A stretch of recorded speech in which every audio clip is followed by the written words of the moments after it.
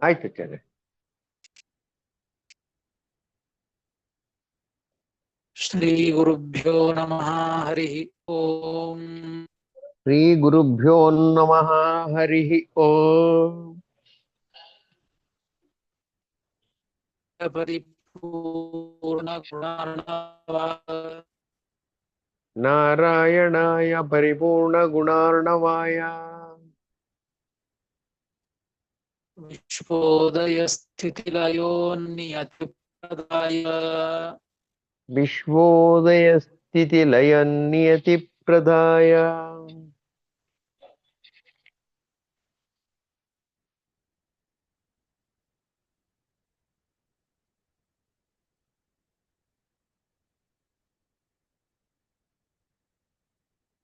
ಕೇಳಿಸ್ತಾ ಇಲ್ಲ ಆಚಾರ್ಯ?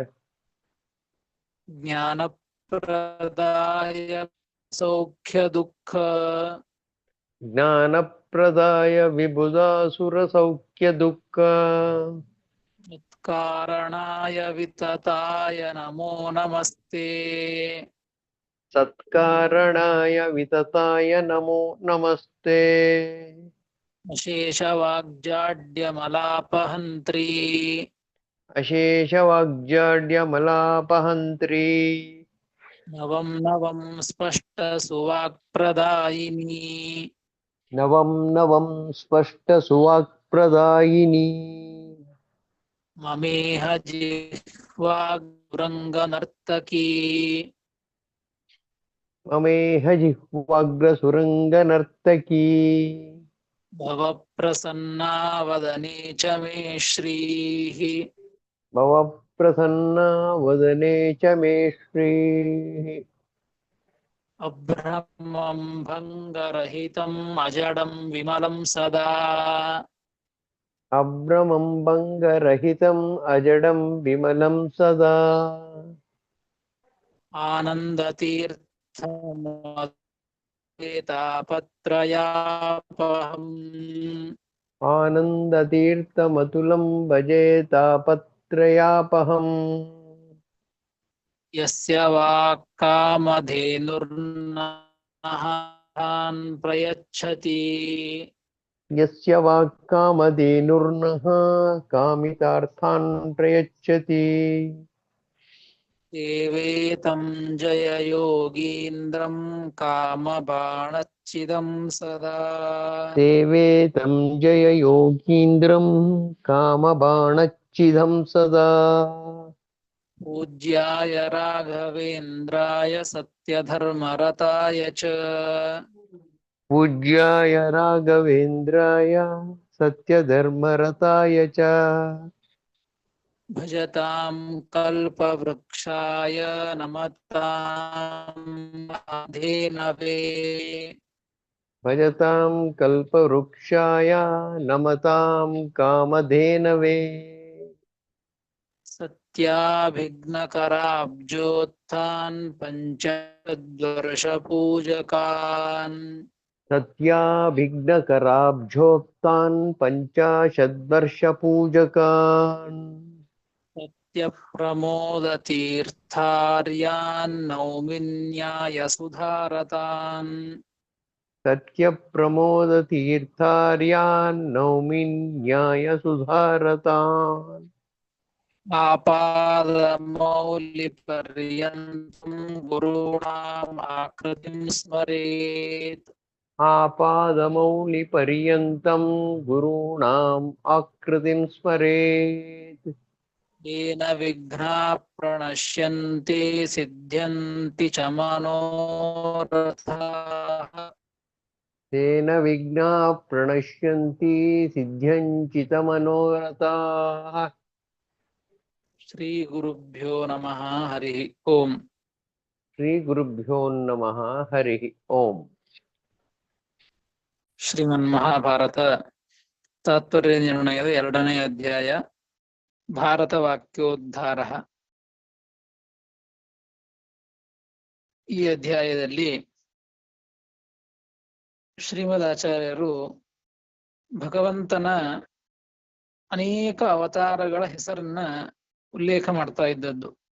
ಅನೇಕ ಹೆಸರುಗಳನ್ನ ಉಲ್ಲೇಖ ಮಾಡಿ ಅವತಾರಗಳನ್ನ ಹೇಳಿ ಎಲ್ಲ ಅವತಾರಗಳಿಗೂ ಕೂಡ ಅತ್ಯಂತ ಅಭೇದ ಇದೆ, ಸ್ವಲ್ಪವೂ ಭೇದ ಇಲ್ಲ. ಈ ಅವತಾರಕ್ಕೂ ಈ ಅವತಾರ ಬೇರೆ, ಈ ಅವತಾರಗಳ ಬೇರೆ. ಆ ಇರುವಂತಹ ವ್ಯಕ್ತಿ ಒಬ್ಬನೇ, ಆ ಭಗವಂತ ಒಬ್ಬನೇ. ಆ ಭಗವಂತನದ್ದೇ ಅನಂತ ಅವತಾರಗಳು. ಅನೇಕ ಅವತಾರಗಳ ಹೆಸರನ್ನು ಹೇಳಿ ಅಭೇದವನ್ನ ತಿಳಿಸಿಕೊಡ್ಲಿಕ್ಕೆತ್ತಿದ್ದಾರೆ. ಮೊನ್ನೆ 25 ಮತ್ತು 26ನೆಯ ಶ್ಲೋಕವನ್ನ ತಿಳಿದುಕೊಂಡದ್ದು. ನಾರಾಯಣೋ ಹರಿಕೃಷ್ಣ ಸ್ಥಾಪಸೋ ಮನುರೇವಚ ಅಂತ ಆ 26ನೇ ಶ್ಲೋಕದವರೆಗೆ ಆ 2 ಶ್ಲೋಕದಲ್ಲಿ ಮತ್ಸ್ಯಾವತಾರವನ್ನು ಹಿಡಿದುಕೊಂಡು ತಾಪಸವನವರೆಗೆ ಆ ರೂಪಗಳನ್ನ ತಿಳಿಸಿಕೊಟ್ಟಿದ್ದಾರೆ. ಇನ್ನು ಮುಂದೆ 27ನೇ ಶ್ಲೋಕ ಮತ್ತು 28ನೆಯ ಶ್ಲೋಕಗಳಲ್ಲಿಯೂ ಕೂಡ ಭಗವಂತನ ಅವತಾರಗಳನ್ನ ಹೆಸರನ್ನ ಹೇಳಿ ಅವುಗಳ ಭೇದ ಇದೆ ಎಂಬುದನ್ನ ತಿಳಿಸಿಕೊಟ್ಟಿದ್ದಾರೆ. 27ನೆಯ ಶ್ಲೋಕ. ಮಹಿದಾಸಸ್ತಹಂಸಃ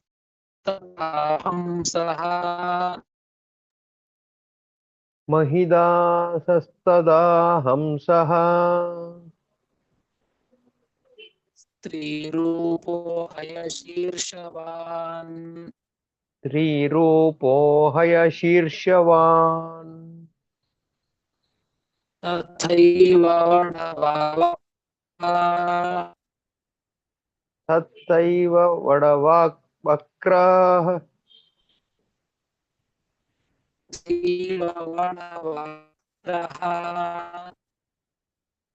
ತದೈವ ವಡವಾ ವಕ್ರಃ.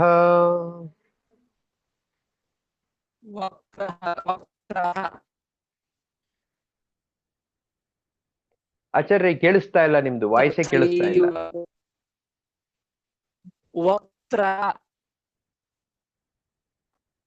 ಹಾ, ತಥೈವ ವಡವಾ ತಥೈವ ವಡವಾ ವಕ್ರವಾ ಕಲ್ಕಿ ಧನ್ವಂತರಿ ಪ್ರಭು ಕಲ್ಕಿ ಧನ್ವಂತರಿ ಪ್ರಭುಃ ಮಹಿದಾಸ್ತಥಾ ಹಂಸಃ ಸ್ತ್ರೀರೂಪೋ ಹಯಶೀರ್ಷವಾನ್ ತಥೈವ ವಡವಾವಕ್ತಃ ಕಲ್ಕಿ ಧನ್ವಂತರಿ ಪ್ರಭುಃ ಎಂಬುದಾಗಿ 27ನೇ ಶ್ಲೋಕ. ಪದವಿಭಾಗ. ಮಹಿದಾಸಃ ತಥಾ ಹಂಸಃ ಹಯಶೀರ್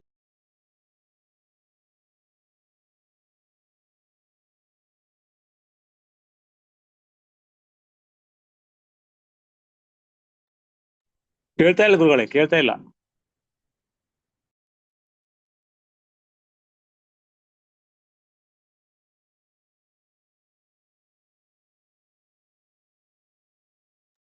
ಆಚಾರ್ಯ, ನೀವು ಮ್ಯೂಟ್ ನಲ್ಲಿ ಹೋಗಿದ್ದೀರಿ.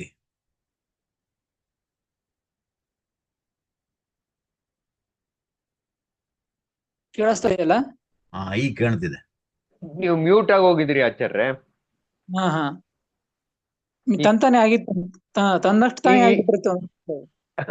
ಆಯ್ತು, ಇವಾಗ ಕೇಳುತ್ತೆ ನೋಡಿ. ತಥಾ ಏವ ವಡವಾವಕ್ತ್ರಃ ಕಲ್ಕಿ ಧನ್ವಂತರಿಃ ಪ್ರಭುಃ ಎಂಬುದಾಗಿ ಪದವಿಭಾಗ. ಇಲ್ಲಿ ಭಗವಂತನ ರೂಪಗಳು ಯಾವ ಹೇಳ್ತಾ ಇದ್ದಾರೆ? ಮಹಿದಾಸಃ ಅಂತ ಮೊದಲಿಗೆ, ಮಹಿದಾಸ ಅಂತ ಒಂದು ರೂಪ. ಇದಕ್ಕೆ ಐತರೇಯ ಅಂತೂ ಆ ರೂಪ ಕರೀತಾರೆ. ಐತರೇಯ ರೂಪ, ಮಹಿದಾಸ ರೂಪ ಅಂತ ಹೇಳಿ ಭಗವಂತನ ಒಂದು ಅವತಾರ ಅದೊಂದು. ತಥಾ ಅದೇ ರೀತಿಯಾಗಿ ಹಂಸಃ, ಹಂಸ ರೂಪ, ಭಗವಂತನ ಒಂದು ರೂಪ ಹಂಸ ಅಂತ ಹೇಳಿ ಭಾಗವತದಲ್ಲಿ ಏಕಾದಶ ಸ್ಕಂದದಲ್ಲಿ ಬರ್ತದೆ. ಹಂಸ ರೂಪದಿಂದ ಬಂದು ಭಗವಂತ ಉಪದೇಶವನ್ನ ಮಾಡ್ತಾನೆ ಅಂತ, ಅದು ಒಂದು ರೂಪ. ಮತ್ತು ಸ್ತ್ರೀ ರೂಪ, ಹೆಣ್ಣಿನ ರೂಪ. ಯಾವುದು ಅಂದ್ರೆ ಮೋಹಿನಿ ರೂಪ. ಸ್ತ್ರೀ ರೂಪ ಅಂದ್ರೆ ಇಲ್ಲಿ ಟಿಪ್ಪಣಿಕಾರರಿದ್ದಾರೆ, ಸ್ತ್ರೀ ರೂಪ ನಾರಾಯಣೀ ರೂಪ, ಮೋಹಿನಿ ರೂಪ ಅಂತ ಅರ್ಥ.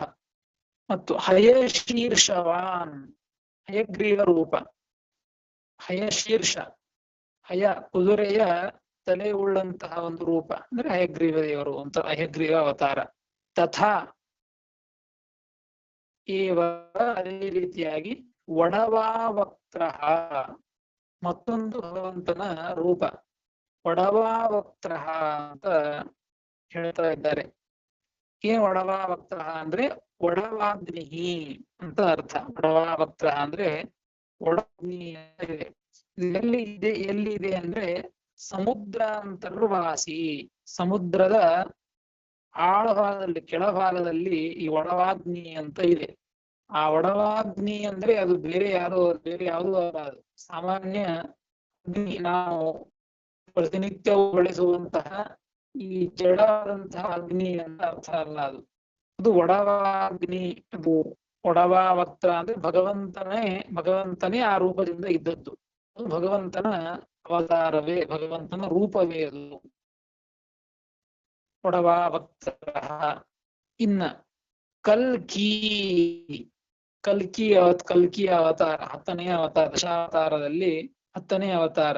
25ನೇ ಶ್ಲೋಕದಲ್ಲಿ 9 ಅವತಾರಗಳನ್ನು ಹೇಳಿದ್ದು. ಮತ್ಸ್ಯ ಕೂರ್ಮ ವರಾಹಶ್ಚ ಸಿಂಹ ವಾಮನ ಭಾರ್ಗವಾಹ ರಾಘವ ಕೃಷ್ಣ ಬುದ್ಧೌ ಚ ಕೃಷ್ಣದ್ವೈಪಾಯನಸ್ತಥಾ ಅಂತ ಹೇಳಿದ್ದಾರೆ. ಕಲ್ಕಿಯನ್ನ ಅಲ್ಲಿ ಹೇಳಿದ್ದಿಲ್ಲ, ಅದಕ್ಕೆ ಇಲ್ಲಿ ಕಲ್ಕಿಯನ್ನ ಹೇಳ್ತಾರೆ. ಕಲ್ಕಿ ಅವತಾರ. ಮತ್ತು ಧನ್ವಂತರಿಹಿ ಪ್ರಭು ಒಡೆಯನಾದಂತಹ ಆ ಧನ್ವಂತರಿ ಅವತಾರಗಳು 2 ಇವೆ. ಒಂದು ಆಯುರ್ವೇದ ಶಾಸ್ತ್ರವನ್ನ ರಚನೆ ಮಾಡಿದಂತಹ, ಪ್ರವರ್ತನೆ ಮಾಡಿದಂತಹ ಒಂದು ಧನ್ವಂತನ ಅವತಾರ ಬಂದಿದೆ. ಈ ಸಮುದ್ರ ಮಥನ ಕಾಲದಲ್ಲಿಯೂ ಭಗವಂತ ಅಲ್ಲಿ ಧನ್ವಂತರಿ ರೂಪದಿಂದ ಅಮೃತವನ್ನು ತೆಗೆದುಕೊಂಡು ಬಂದದ್ದು. ಅದು ಒಂದು ರೂಪ. ಬಟ್ 2 ರೂಪವನ್ನು ತೆಗೆದುಕೊಳ್ಳಬಹುದು.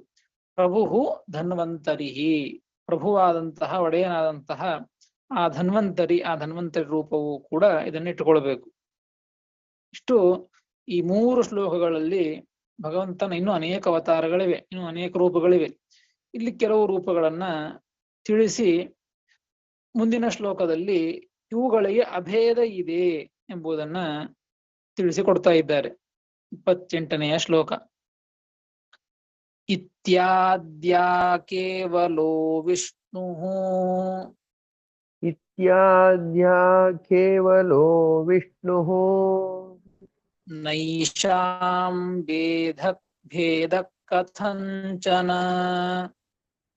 ನೈಷಾಂ ಭೇದ ಕಚಂಚನ, ನ ವಿಶೇಷೋ ಗುಣೈಃ ಸರ್ವೈಃ, ನ ವಿಶೇಷೋ ಗುಣೈಃ ಸರ್ವೈಃ, ಬಲಜ್ಞಾನಾದಿಭಿಃ ಕ್ವಚಿತ್, ಬಲಜ್ಞಾನಾದಿಭಿಃ ಕ್ವಚಿತ್. ಇತ್ಯಾದ್ಯಾ ಕೇವಲೋ ವಿಷ್ಣುರ್ನೈಷಾಂ ಭೇದ ಕಥಂಚನ, ನ ವಿಶೇಷೋ ಗುಣೈಃ ಸರ್ವೈರ್ಬಲಜ್ಞಾನಾದಿಭಿಃ ಕ್ವಚಿತ್ ಎಂಬುದಾಗಿ 28ನೆಯ ಶ್ಲೋಕ ಪದವಿಭಾಗ.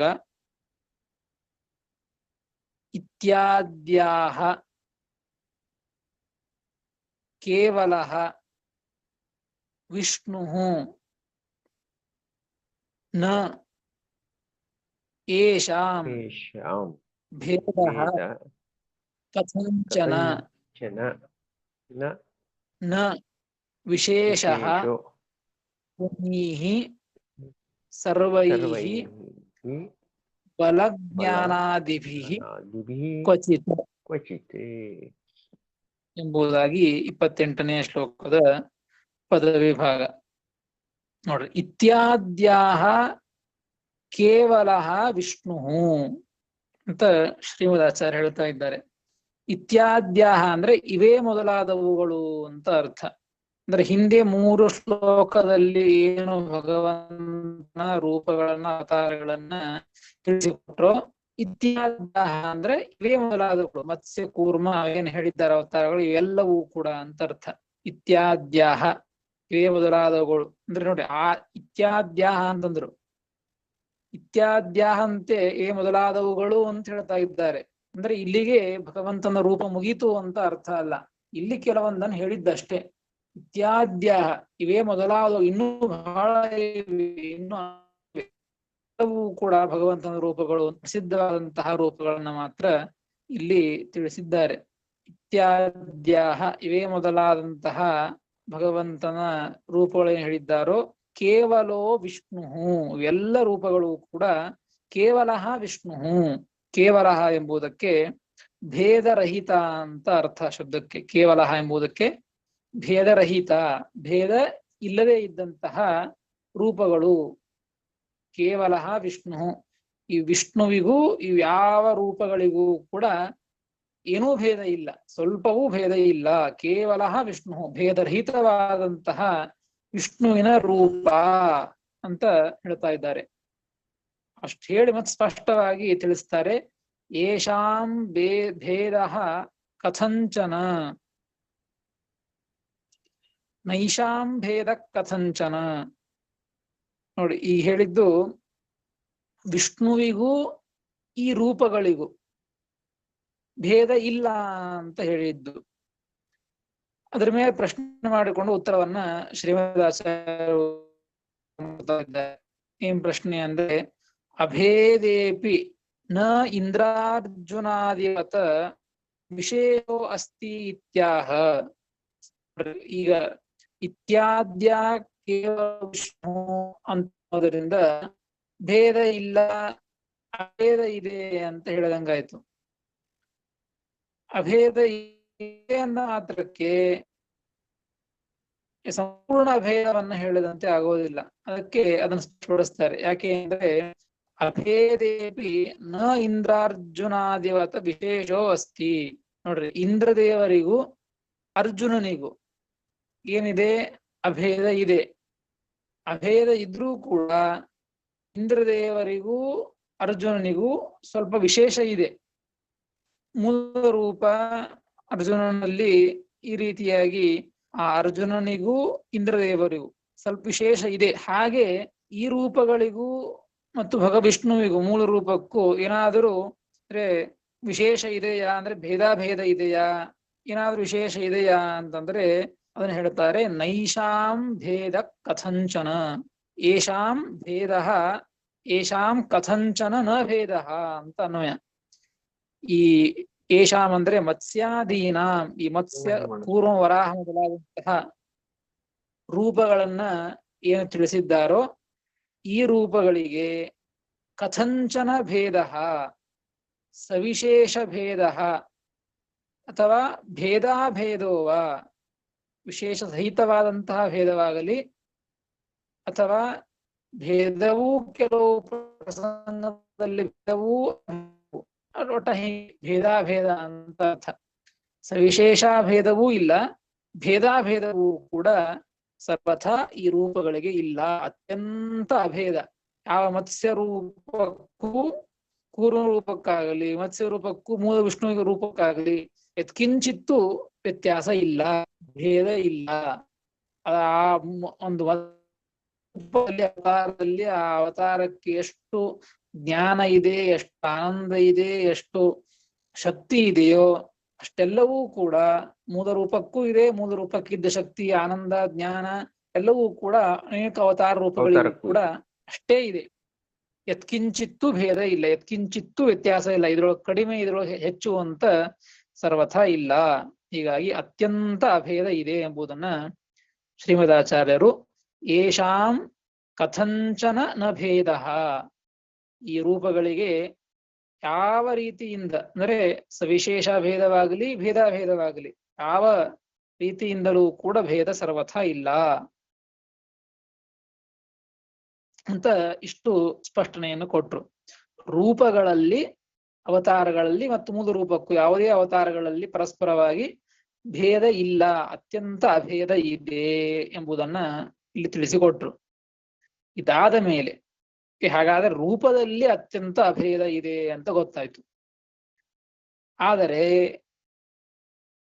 ಆ ಭಗವಂತನ ರೂಪಗಳಲ್ಲಿ ಅತ್ಯಂತ ಅಭೇದ ಇದ್ರೂ ಕೂಡ ಆ ಭಗವಂತನ ಗುಣಗಳಿವೆ ಅಲ್ಲ, ಆ ಗುಣಗಳಲ್ಲಿ ಭೇದ ಇವೇನು ಅಂತ ಪ್ರಶ್ನೆ ಮಾಡಿಕೊಂಡು ಗುಣಗಳಲ್ಲಿಯೂ ಕೂಡ ಭೇದ ಇಲ್ಲ ಎಂಬುದನ್ನ ಹೇಳ್ತಾ ಇದ್ದಾರೆ. ಸ್ವ ಅಭೇದೇಪಿ ಗುಣೈರ್ಭೇದ ಗುಣೈಃ ಭೇದ ಸ್ಯಾತ್ ಇತ್ಯತಃ ಆಹ ನೇತಿ. ಭಗವಂತನಿಗೂ ಭಗವಂತನ ಮೂಲ ರೂಪಕ್ಕಾಗ್ಲಿ ಅನೇಕ ಅವತಾರಗಳಿಗಾಗ್ಲಿ ಭೇದ ಇಲ್ಲ, ಅಭೇದ ಇದೆ. ಆ ಭಗವಂತನ ಗುಣಗಳಿವೆ. ಆನಂದ ಒಂದು ಗುಣ, ಜ್ಞಾನ ಒಂದು ಗುಣ, ಹೀಗೆ ಅನೇಕ ಗುಣಗಳಿವೆ. ಆ ಅನೇಕ ಗುಣಗಳಲ್ಲಿ ಭೇದ ಇದೆಯಾ? ಈ ಆನಂದ ಗುಣ ಬೇರೆ, ಜ್ಞಾನ ಗುಣ ಬೇರೆ, ಇಚ್ಛಾ ಎಂಬುವಂತಹ ಒಂದು ಗುಣ ಬೇರೆ, ಹೀಗೆ ಒಂದೊಂದು ಗುಣಗಳು ಬೇರೆ ಬೇರೆ, ಇವುಗಳಿಗೆ ಭೇದ ಇದೆ ಅಂತಂದ್ರೆ ಅವುಗಳಲ್ಲಿಯೂ ಭೇದ ಇಲ್ಲ. ನ ವಿಶೇಷೋ ಗುಣೈ ಸರ್ವೈಹಿ. ಸರ್ವೈಹಿ ಯಾವುದು ಗುಣಗಳು? ಬಲ ಜ್ಞಾನಾಧಿಭಿಹಿ ಸರ್ವೈಹಿ ಗುಣೈಹಿ. ಬಲ, ಜ್ಞಾನ, ಆನಂದ ಮೊದಲಾದಂತ ಎಲ್ಲ ಗುಣಗಳಿಂದಲೂ ಕೂಡ ವಿಶೇಷ ನ ಕ್ವಚಿತ್ ಅಥವಾ ಕ್ವಚಿತ್ ನ ವಿಶೇಷ, ಎಂದಿಗೂ ಕೂಡ ಸ್ವಲ್ಪವೂ ವಿಶೇಷತೆ ಇಲ್ಲ.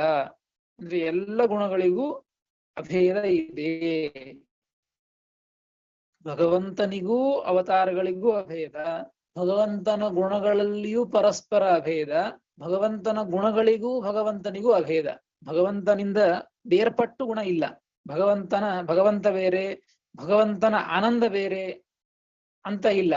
ನಮಗ್ ಹಾಗೆ ಹೇಳ್ಬೋದು, ನಾನು ಬೇರೆ, ಜೀವ ಬೇರೆ, ನನಗೆ ಇರುವಂತಹ ಆಗುವಂತಹ ಆನಂದ ಬೇರೆ, ಜ್ಞಾನ ಬೇರೆ ಅಂತ ಹೇಳ್ಬೋದು. ಆದರೆ ಭಗವಂತನಿಗೆ ಆ ರೀತಿಯಾಗಿ ಹೇಳಿಕ್ ಬರೋದಿಲ್ಲ. ಭಗವಂತನ ಗುಣಗಳಿಗೂ ಭಗವಂತನಿಗೂ ಅತ್ಯಂತ ಅಭೇದವೇ ಇದೆ ಎಂಬುದನ್ನ ನವಿಶೇಷೋ ಗುಣೈ ಸರ್ವೈಹಿ ಬಲಜ್ಞಾನಾದಿಭಿ ಕ್ವಚಿತ್ ಎಂಬುದಾಗಿ ಈ ರೀತಿಯಾಗಿ ಶ್ರೀಮದಾಚಾರ್ಯರು ಈ ಭಗವಂತನ ಅವತಾರಗಳಲ್ಲಿ ಅತ್ಯಂತ ಅಭೇದ ಇದೆ ಎಂಬುದನ್ನ ತಿಳಿಸಿ, ಇದನ್ನ ಯಾಕೆ ತಿಳಿಸಿದ್ರು ಅಂತ ತಿಳಿದುಕೊಳ್ಬೇಕು. ಮೊದಲಿಗೆ ನಾವು ಹಿಂದೆ ಬಂದಿದೆ, ಹಿಂದೆ ಹೇಳಿ ಆಗಿದೆ. ಕೆಲವು ರೂಪಗಳು ಬಲ ಕಾರ್ಯಕ್ಕಾಗಿ ಅವತಾರ ಇದ್ದದ್ದು, ಕೆಲವು ಭಗವಂತನ ಅವತಾರಗಳು ಜ್ಞಾನ ಕಾರ್ಯಕ್ಕಾಗಿ. ಬಲ ಕಾರ್ಯಕ್ಕಾಗಿ ಅವತಾರ ಮಾಡಿದಾಗ ಅಲ್ಲಿ ದೇವತೆಗಳೆಲ್ಲರಲ್ಲಿಯೂ ಕೂಡ ಉತ್ತಮತ್ವವನ್ನು ಹೇಗೆ ತಿಳಿದುಕೊಳ್ಳಬೇಕು ಅಂತಂದ್ರೆ, ಬಲಾಧಿಕರು ಯಾರಿರ್ತಾರೋ ಅವರು ಉತ್ತಮರು ಅಂತ ತಿಳಿದುಕೊಳ್ಳಬೇಕು ಅಂತ ಹೇಳಿದ್ದು. ಎಲ್ಲಿ ಭಗವಂತ ಜ್ಞಾನ ಕಾರ್ಯಕ್ಕಾಗಿ ಪ್ರವೃತ್ತನಾಗಿರ್ತಾನೋ, ಅವತಾರ ಮಾಡಿರ್ತಾನೋ, ಅಲ್ಲಿ ಜ್ಞಾನದಿಂದಾಗಿ ಉತ್ತಮತ್ವವನ್ನ ವ್ಯಕ್ತಿಗಳಲ್ಲಿ, ದೇವತೆಗಳಲ್ಲಿ ಉತ್ತಮತ್ವವನ್ನು ತಿಳಿದುಕೊಳ್ಳಬೇಕು ಅಂತ ಹೇಳ್ತಾ ಇದ್ದದ್ದು. ಅಲ್ಲಿ ಆಕ್ಷೇಪ ಮಾಡಿಕೊಂಡದ್ದು.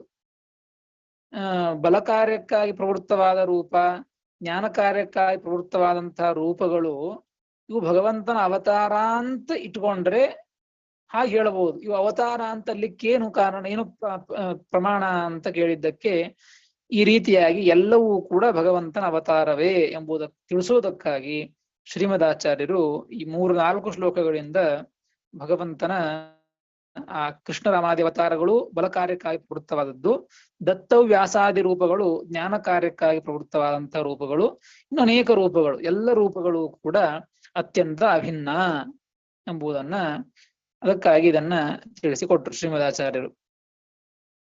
ಇಷ್ಟಾದ ಮೇಲೆ ಅವತಾರಗಳ ಬಗ್ಗೆ ತಿಳಿಸಿ ಮುಂದೆ ಆವೇಶಗಳ ಬಗ್ಗೆ ತಿಳಿಸ್ತಾರೆ. ಭಗವಂತನ ವಿಶೇಷ ಆವೇಶ ಯಾರಲ್ಲಿ ಇದ್ದದ್ದು, ಯಾರ್ಯಾರಲ್ಲಿ ಇದೆ ಎಂಬುದನ್ನ ತಿಳಿಸ್ತಾರೆ. ಪ್ರಸಂಗ ಸಂಗತ್ಯ ಭಗವಂತನ ಅವತಾರಗಳನ್ನ ತಿಳಿಸಿದ್ದರಿಂದ, ಪ್ರಸಂಗ ಇದ್ದಿದ್ದರಿಂದ ವಿಶೇಷ ಆವೇಶವು ಕೂಡ ಯಾರಲ್ಲಿ ಇದೆ ಎಂಬುದನ್ನ ಶ್ರೀಮದಾಚಾರ್ಯ ತಿಳಿಸಿಕೊಡ್ತಾರೆ ಮುಂದಿನ ಶ್ಲೋಕಗಳಲ್ಲಿ. 29ನೆಯ ಶ್ಲೋಕ. ಶ್ರೀ ಬ್ರಹ್ಮ ರುದ್ರೋ ಶೇಷಶ್ಚ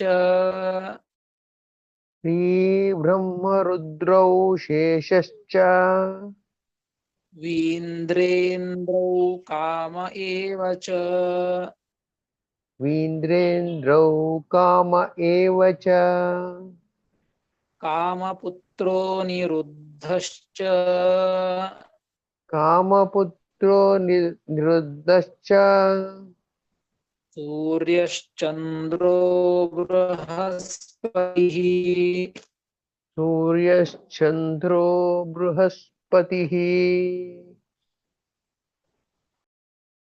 ಎಂಬುದಾಗಿ 29ನೇ ಶ್ಲೋಕ.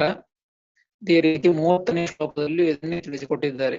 ಧರ್ಮ ಯೇಷಾಂ ತಥಾ ಭಾರ್ಯಾ धर्म येषां तथा भार्या दक्षाद्या मनवस्तथा दक्षाद्या मनवस्तथा मनुपुत्राश्च ऋषयो मनुपुत्राश्च ऋषयो नारद पर्वतस्तथा नारद पर्वतस्तथा 30ನೇ ಶ್ಲೋಕ. ಶ್ರೀ ಬ್ರಹ್ಮ ರುದ್ರೌ ಶೇಷಶ್ಚ ವೀಂದ್ರೇಂದ್ರೌ ಕಾಮ ಏವ ಚ ಕಾಮಪುತ್ರೋ ನಿರುದ್ಧಶ್ಚ ಸೂರ್ಯಶ್ಚಂದ್ರೋ ಬೃಹಸ್ಪತಿಃ ಧರ್ಮ ಯೇಷಾಂ ತಥಾ ಭಾರ್ಯ ದಕ್ಷಾದ್ಯಾ ಮನವಸ್ತಥಾ ಮನುಪುತ್ರಾಶ್ಚ ಋಷಯೋ ನಾರದ ಪರ್ವತಸ್ತಥಾ. ಶ್ರೀಃ ಬ್ರಹ್ಮರುದ್ರೌ ಶೇಷಶ್ಚ ವೀಂದ್ರೇಂದ್ರೌ ಕಾಮಃ ಏವ ಚ ಕಾಮ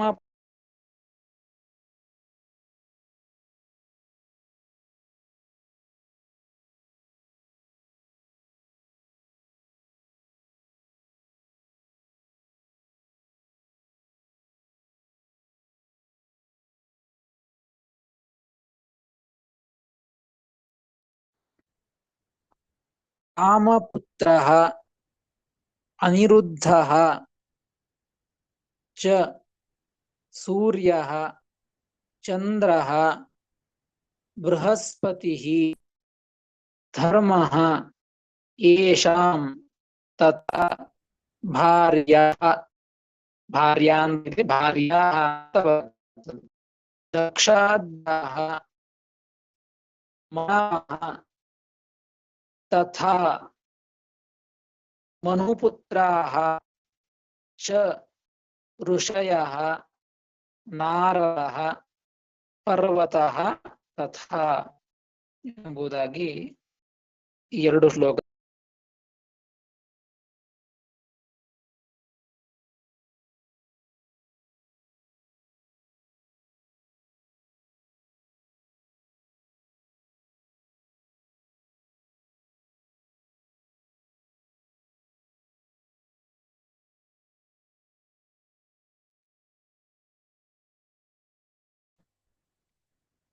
ಕ್ಷಮಿಸಿ ಆಚಾರ್ಯ, ವಾಯ್ಸ್ ಕೇಳುತ್ತಿಲ್ಲ.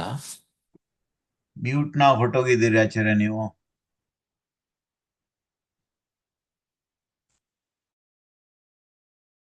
ಕಟ್ ಆಗಿರ್ತದ. ಕೇಳಿಸ್ತಾ ಇದೆ ನೋಡಿ ಈಗ. ಈಗ ಕಾಣಿಸ್ತಿದೆ, ನೀವು ಇವಾಗ mute ನಲ್ಲಿ ಕೇಳುತ್ತೆ ಹೊರಡ್ತಾ ಆಚಾರ್ಯ. ಇದ್ದೀರಿ. ನೀವು ನೋಡಿ ಹಾ ಅದು ಸರಿಗಿದೆ. ಆಟೋಮೆಟಿಕ್ ಆಫ್ ಆಗಿ ಮತ್ತೆ ಆನ್ ಆಗ್ತಿರ್ತದೆ ಒಂದೊಂದ್ಸತಿ ನೋಡಿ. ಭಗವಂತನ ವಿಶೇಷ ಆವೇಶ ಇರುವಂತಹ ವ್ಯಕ್ತಿಗಳು. ಶ್ರೀ ಮೊದಲಿಗೆ ಲಕ್ಷ್ಮೀದೇವಿಯಲ್ಲಿಯೂ ಕೂಡ ಭಗವಂತನ ವಿಶೇಷ ಆವೇಶ ಇದೆ.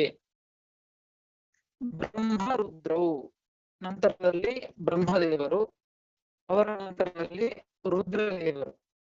ಬ್ರಹ್ಮರುದ್ರವು ಶೇಷಃ ಚ ಶೇಷದೇವರು ಕೂಡ ಭಗವಂತನ ವಿಶೇಷ ಆವೇಶವುಳ್ಳವರು. ಮತ್ತು ವೀಂದ್ರ ಅಂದ್ರೆ ಗರುಡದೇವರು.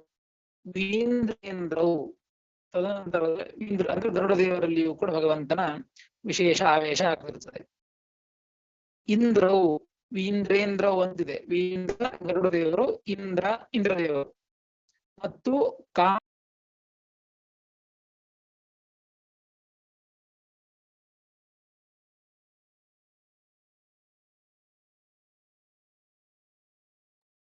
ಕೇಳ್ತಾ ಇಲ್ಲ ಗುರುಗಳೇ, ಕೇಳ್ತಾ ಇಲ್ಲ.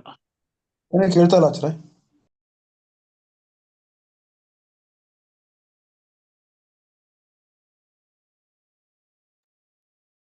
ಮತ್ತೆ ನೀವು ಮ್ಯೂಟ್ ಹೋಗಿದ್ದೀರಾ ಆಚಾರ್ಯ? ಹರೇನು ಆಚಾರ್ಯ ಮ್ಯೂಟ್. ನೋಡಿ ಬರ್ತದೆ ಈಗ. ಹಾ ಬಂತು ಇವಾಗ. ಇಂದ್ರದೇವರು ಕಾಮದೇವರು, ಕಾಮನು ಕೂಡ ವಿಶೇಷ ಭಗವಂತನ ಆವೇಶ ಉಳ್ಳವ. ಮತ್ತು ಕಾಮಪುತ್ರ ಅನಿರುದ್ಧಶ್ಚ, ಕಾಮನ ಮಗ ಅನಿರುದ್ಧ ಅಂತೇಳಿ, ಆ ಅನಿರುದ್ಧನು ಕೂಡ ವಿಶೇಷ ಭಗವಂತನ ಆವೇಶ ಉಳ್ಳವ. ಇಲ್ಲಿ ಟಿಪ್ಪಣಿಕಾರ ಬರೀತಾರೆ, ಕೃಷ್ಣ ಪೌತ್ರ ಅನಿರುದ್ಧೌ ವ್ಯಾವೃತ್ಯರ್ಥಂ ಭಗವದ್ರೂಪ ವ್ಯಾವೃತ್ಯರ್ಥಂಚ ಕಾಮಪುತ್ರ ಇತಿ. ನೋಡಿ, ಕಾಮಪುತ್ರೋ ಅನಿರುದ್ಧಶ್ಚ ಅಂತ ಶ್ರೀಮದಾಚಾರ್ಯ ಹೇಳಿದ್ದಾರೆ. ಕಾಮನ ಮಗ ಅನಿರುದ್ಧ ವಿಶೇಷ ಆವೇಶ ಉಳ್ಳವ ಅಂತ ಹೇಳ್ತಾ ಇದ್ದಾರೆ, ಭಗವಂತನ ಆವೇಶ ಉಳ್ಳವ ಅಂತ ಹೇಳಿ. ಇಲ್ಲದೆ ಹೋಗಿದ್ರೆ ಅನಿರುದ್ಧ ಅಂತ ಹೇಳ್ಬಿಟ್ರೆ ಕೃಷ್ಣ ಪರಮಾತ್ಮನ ಮೊಮ್ಮಗ ಅನಿರುದ್ಧ ಇದ್ದಾನೆ, ಮತ್ತು ಅನಿರುದ್ಧ ಅಂತ ಭಗವಂತನ ಒಂದು ರೂಪ ಇದೆ. ಅಂದ್ರೆ ಇವು ಕೂಡ ವಿಶೇಷ ಆವೇಶ ಉಳ್ಳದ್ದು ಅಂತ ಅರ್ಥ ಆಗಿಬಿಡ್ತದೆ.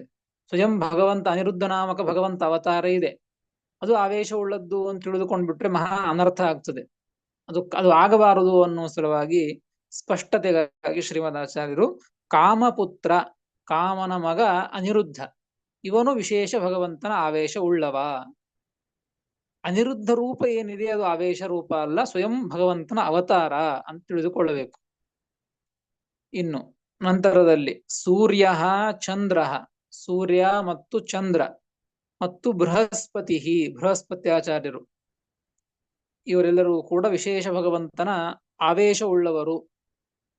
ಮತ್ತು ಮುಂದೆ ಮುಂದಿನ ಶ್ಲೋಕದಲ್ಲಿ ಧರ್ಮ. ಆಚಾರ್ಯ, ಈ ಅನಿರುದ್ಧಂದು ಇನ್ನೊಂದ್ಸಲ ಹೇಳಿ, ಸ್ವಲ್ಪ ಅಲ್ಲಿ ಕನ್ಫ್ಯೂಸಿಂಗ್ ಇದೆ.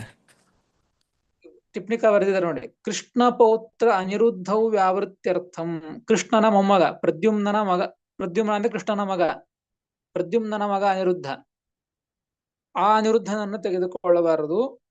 ಮತ್ತು ಭಗವದ್ರೂಪವು ವ್ಯಾವೃತ್ಯರ್ಥಂ, ಭಗವಂತನ ಒಂದು ರೂಪ ಅನಿರುದ್ಧ ರೂಪ ಇದೆ, ಅದನ್ನು ತೆಗೆದುಕೊಳ್ಳಬಾರದು. ಯಾಕೆ ಭಗವಂತನ ರೂಪ ಅನಿರುದ್ಧ ರೂಪ ಇದು ಸ್ವಯಂ ಭಗವಂತನ ಅವತಾರಣೆ ಅದು, ಹೀಗಾಗಿ ಅದನ್ನು ತೆಗೆದುಕೊಳ್ಳಿಕ್ಕೆ ಹೋಗಬಾರದು. ಅದಕ್ಕಾಗಿ ಅದನ್ನು ತಿಳಿಸುವುದಕ್ಕಾಗಿ ಕಾಮಪುತ್ರ ಅನಿರುದ್ಧ, ಕಾಮನ ಮಗ ಅನಿರುದ್ಧನನ್ನ ತೆಗೆದುಕೊಳ್ಳಬೇಕು. ಈ ಅನಿರುದ್ಧ ಭಗವಂತನ ವಿಶೇಷ ಆವೇಶ ಉಳ್ಳವ ಅಂತ ಅರ್ಥ. ಅಂದ್ರೆ ಮೂರು ಅರ್ಥ ಆಯ್ತಲ್ಲ? ಅನಿರುದ್ಧ ರೂಪಗಳ ಆಚಾರ್ಯ. ಮೂರು ಅನಿರುದ್ಧ ಇದ್ದಾರೆ.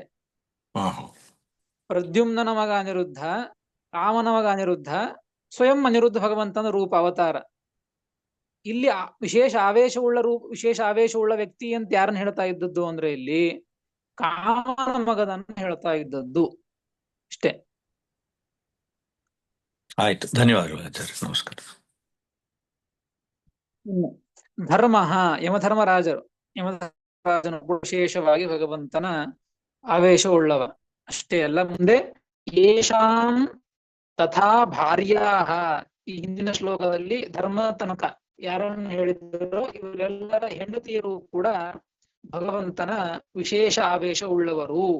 ಮತ್ತು ದಕ್ಷಾದ್ಯಾಹ, ದಕ್ಷ ಮೊದಲಾದವುಗಳು ವ್ಯಕ್ತಿಗಳು, ಮನವಃ 14 ಮನುಗಳು, ಮತ್ತು ಮನುಪುತ್ರಾಶ್ಚ, ಆ ಮನುಗಳ ಮಕ್ಕಳು, ಋಷಿಗಳು, ಮತ್ತು ನಾರದರು, ಪರ್ವತರಾಜ, ಇವರೆಲ್ಲರೂ ಕೂಡ ವಿಶೇಷವಾಗಿ ಭಗವಂತನ ಆವೇಶ ಉಳ್ಳವು ಎಂಬುದನ್ನ ಶ್ರೀಮದಾಚಾರ್ಯರು ಇಲ್ಲಿ ತಿಳಿಸಿಕೊಡ್ಲಿಕ್ಕತ್ತಿದ್ದಾರೆ.